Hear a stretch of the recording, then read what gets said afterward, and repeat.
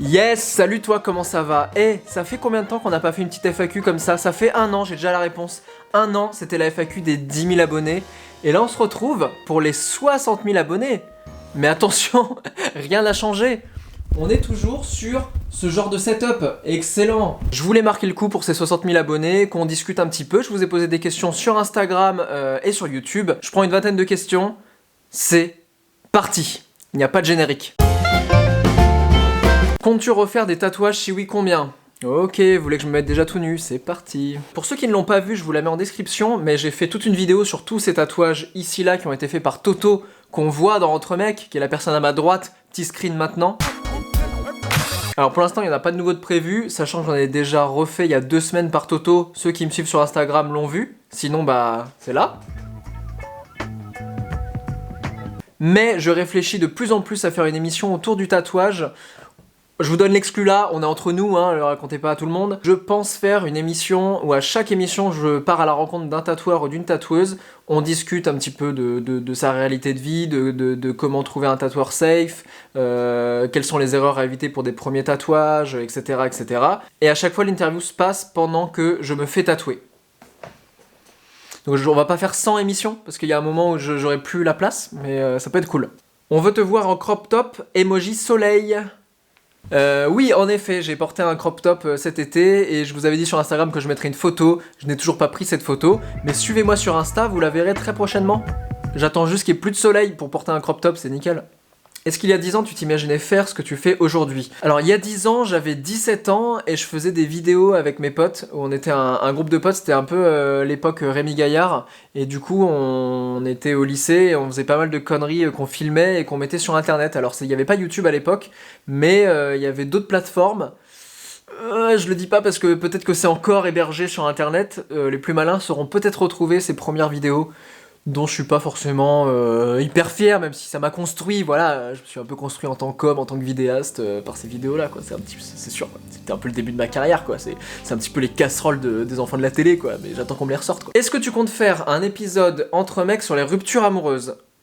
Oui, tu nous prépares quoi avec Netflix?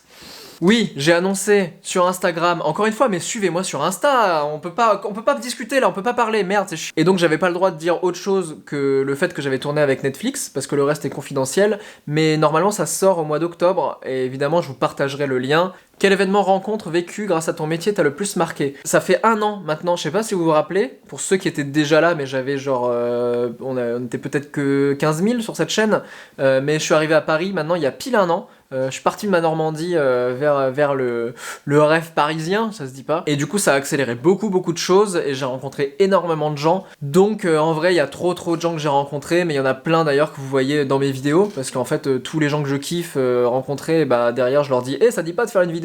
Donc voilà, énormément de rencontres, beaucoup d'amitiés qui se sont faites aussi et ça c'est très cool. Voilà, que de l'amour en fait, quoi. Est-ce qu'il y aura des meufs dans Entre Mecs? Ah, alors ça, c'est la question que j'ai le plus reçue. Alors déjà, c'est très cool, parce que si on regarde les chiffres, y a beaucoup de gens qui m'ont dit bah quand même, c'est dommage que ça intéresse pas assez les mecs, parce que c'est beaucoup de meufs qui commentent. Sauf qu'en fait, dans les chiffres, les gens qui regardent Entre Mecs, c'est 50% de meufs et 50% de mecs. C'est juste que les meufs commentent beaucoup plus.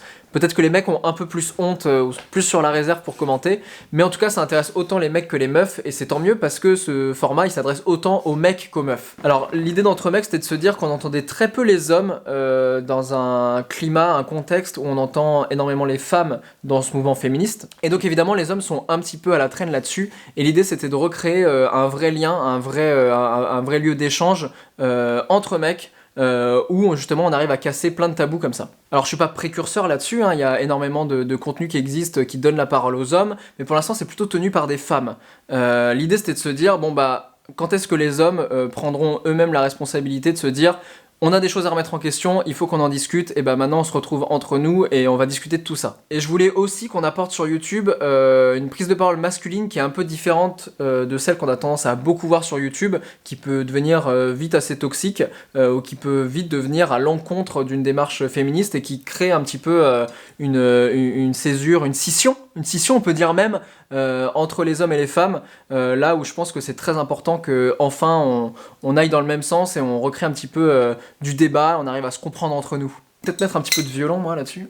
Tout ça pour dire que non, il n'y aura pas de meuf dans Entre mecs, parce que évidemment, ça casse le délire du titre, ça va être une tannée, il va falloir que je mette entre... Mais je réfléchis tout de même à ce format de table ronde, où on arrive à discuter entre nous de plein de choses, où il y ait autant des meufs que des mecs, et où là, ça prendrait tout son sens. Ça va arriver très prochainement, je pense.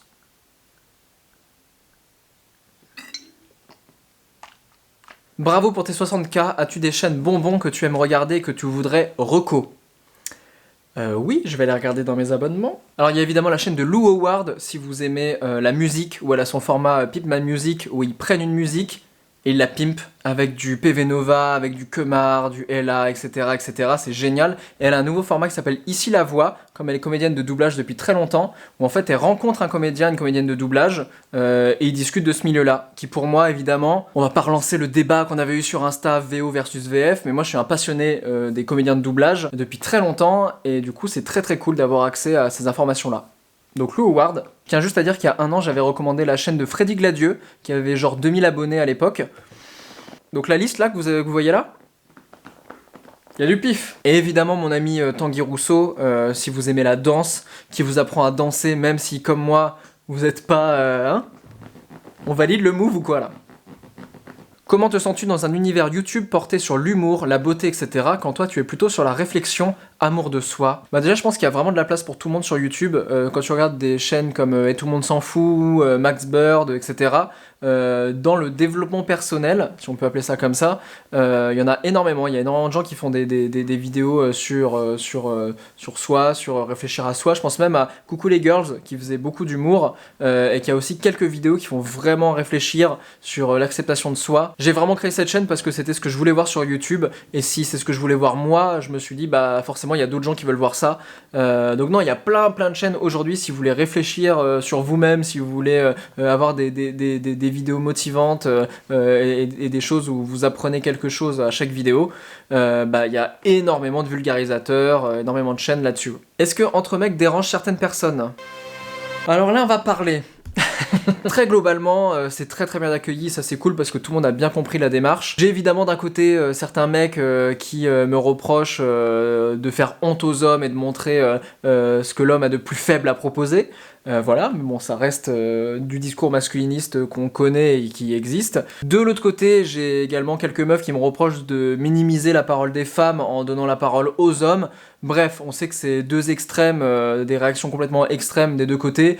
On est sur YouTube, donc voilà, ça c'était assez prévisible. Mais vous êtes heureusement une grosse majorité à comprendre la démarche d'Entre mecs et à kiffer, et ça c'est vraiment cool. Par contre, oui, dernièrement j'ai reçu quelques... menaces, coups de pression de gens du métier qui estiment que je marche un petit peu sur leur plate-bande. Ça veut dire que là ça commence à marcher. Après je vous avoue que les coups de pression des gens dans le milieu, j'en ai clairement rien à foutre. Moi ce qui m'importe c'est que ça vous plaise à vous et je fais du contenu pour vous. Et je suis quand même soutenu par beaucoup de gens d'internet et beaucoup de gens du milieu, et ça c'est vraiment chambé. Donc voilà, quelques commentaires négatifs, quelques coups de pression. Dans l'ensemble, Entre mecs, c'est un format qui apporte de ouf sur ma chaîne. Donc je suis très content de ce format. Salut, déjà je voulais te dire merci pour le concept d'Entre mecs, c'est super utile je trouve. Merci à toi Alex. Je voulais te demander comment es-tu arrivé à faire de l'audiovisuel, et est-ce que tu fais un travail études en parallèle, ou alors est-ce que tu te consacres à 100% à YouTube? Alors je t'invite à aller voir la FAQ que j'ai faite il y a un an pour mes 10 000 abonnés, où j'explique justement le parcours que j'ai fait plutôt avant, comment je travaillais en agence. Et je m'étais laissé un an pour vivre de ma chaîne YouTube, pour vraiment faire un vrai lancement et me dire soit ça a servi à quelque chose et j'ai quitté mon taf pour des bonnes raisons et j'arrive à vivre de ma passion et c'est cool, soit j'aurais vraiment mis toutes les chances de mon côté, j'aurais testé pendant un an, et si ça marche pas, bah tant pis, au moins j'aurais pas de regrets. La bonne nouvelle, c'est que je vis 100% de ma chaîne, donc je fais presque plus de réalisations pour d'autres youtubeurs et youtubeuses, je fais plus de missions de montage vidéo, je donne plus de cours à côté, j'ai vraiment lâché tout ça, et maintenant je suis à 100% du coup sur écrire des concepts d'émissions, les vendre, les animer, soit sur ma chaîne, soit sur la chaîne de d'autres personnes, mais en tout cas je suis à fond sur YouTube. Et ça, c'est fucking cool, you know? T'es fort au ping-pong? Non. Comment ça va toi? Est-ce que ta vie est douce? Es-tu heureux? Donc très honnêtement, ça va super bien. Cette année a été très riche en émotions. Donc je suis très heureux de vivre de ma passion et de me lever le matin à 14h. C'est faux. Qu'est-ce qui t'a inspiré le nom de la chaîne et qui a fait le logo? Bravo pour les 60K. Merci Martin. Le logo a été fait par Julien Cater. Allez le suivre sur Insta, son taf est fou bordel, mais c'est fou ça. Et le nom de ma chaîne, je voulais pas qu'il y ait Ben, je veux pas que ce soit Ben fait des vidéos ou un truc qui tourne autour de moi. Je voulais un nom où en fait dès qu'on arrive sur la chaîne déjà on a un petit affect positif où ça nous met un petit peu la pêche. Donc vous êtes vraiment sympa, c'est parce que je vais rencontrer que des gens sympas. On discute entre gens sympas et la vie est sympa. Pile ou face? Pile. Merde! Salut, j'ai vu que tu avais un article dans Télérama récemment, bravo! Eh, merci! On est là Télérama! On est dans Télérama, on fait pas les choses à moitié. Un grand merci à Constance Villanova qui a écrit cet article d'ailleurs, et je veux vous lire, je vous l'ai mis sur Instagram, mais ceux qui n'ont pas suivi, je vous la mets là, cette punchline de fin qui est magnifique. S'il ne fallait voir qu'une vidéo, ce serait la dernière pépite de son nouveau format, Entre mecs. Pendant 12 minutes, 4 amis papotent sans filtre, rien à voir avec les clichés issus des navets pour ados à la American Pie. Au fait, est-ce que tu vas continuer le concept dans mon lit? Alors oui, pour ceux qui n'ont pas suivi, je vous le mets dans la description, j'ai fait une vidéo avec Amy LTR sur un nouveau format qui s'appelle l'interview insomnie. Petit extrait maintenant. Fais Benjamin qui imite Benjamin. Bonjour. Tu le fais vachement bien. Et oui, ça va continuer. Alors, tout n'est pas encore signé, mais l'idée c'était de se dire, bah ça coûte quand même de l'argent d'arriver à faire un format comme ça. Donc ça va reprendre. J'ai une première liste des prochains invités qu'il va y avoir dans ce format. Ça va être vraiment fou, mais vraiment, je suis hyper content. Pas sûr que ce soit sur ma chaîne, ce sera peut-être sur la chaîne d'un autre diffuseur, mais de toute façon, je vous tiens au courant, ça va arriver très très rapidement. Ouk, c'est quelle est donc la vidéo que tu avais promis sur la compo avec PV Nova? Eh bien écoutez, j'en ai aucune idée. Pendant mon mois où j'affrontais mes peurs, on a fait le défi avec PV Nova de faire un son en une journée, qui était plus un défi pour moi que pour lui, parce que lui est un peu plus rodé dans cet exercice. Et je vous avais dit qu'on ferait sûrement un clip. Écoutez, je ne sais pas où ça en est, parce qu'au départ, une marque, pour être très franc avec vous, une marque devait financer, et finalement elle s'est retirée de l'histoire. Donc pour l'instant, on n'a aucun moyen pour faire le clip. Donc soit on va le faire sans moyens, soit on va essayer de retrouver des moyens pour le faire. On essaie de le faire très rapidement, vous serez au courant évidemment parce que ce sera sur cette chaîne. Allez, je prends encore quelques questions. 5 mois après J'affronte mes peurs, que retires-tu de cette expérience? Est-ce que tu as constaté un changement dans ton attitude face à la peur et ta relation aux autres? Bah déjà l'expérience était folle parce que j'ai fait un mois avec une vidéo par jour et donc le défi était quand même assez fou. Avec chaque vidéo était un petit pic d'adrénaline où j'ai pas toujours tout bien vécu mais en tout cas c'était tout, c'était complètement fou, vraiment c'était vraiment fou. Je vous invite à le faire si vous avez la possibilité, mais même juste de vaincre une peur par mois, c'est déjà hallucinant. Et je vais revenir très vite d'ailleurs avec une émission où j'emmène des gens affronter leur peur avec moi, donc ça va être très très cool parce que j'avoue que ça me manque énormément et j'ai l'impression que affronter sa peur c'est un espèce de muscle où plus tu le fais, moins t'as peur d'affronter ta peur, plus tu sors de ta zone de confort facilement et c'est un truc que j'ai même vite reperdu là.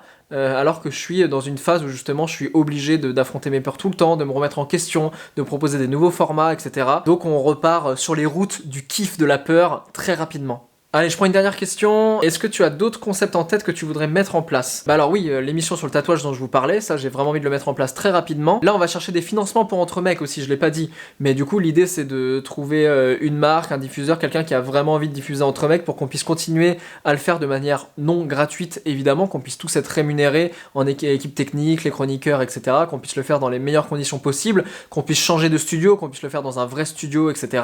Ça va être le gros défi à venir. J'ai envie de développer plein d'autres émissions. Il y a plein de choses qui sont en discussion en ce moment dont je peux évidemment pas vous parler parce que rien n'est signé, mais j'ai envie de faire plein de choses, j'ai envie de vous surprendre à chaque fois.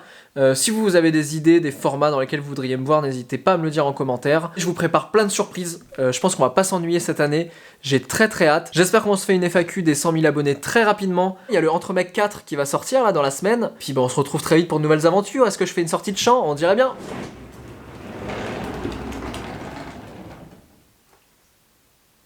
Je suis dans le champ là? Ouais, c'est raté. Bah tu peux regarder les vidéos du coup. Hein. Fais-toi plaisir. Hein. Petit 17 mètres carrés là à Paris, c'est pas dégueulasse non plus. Hein. C'est pas dégueulasse.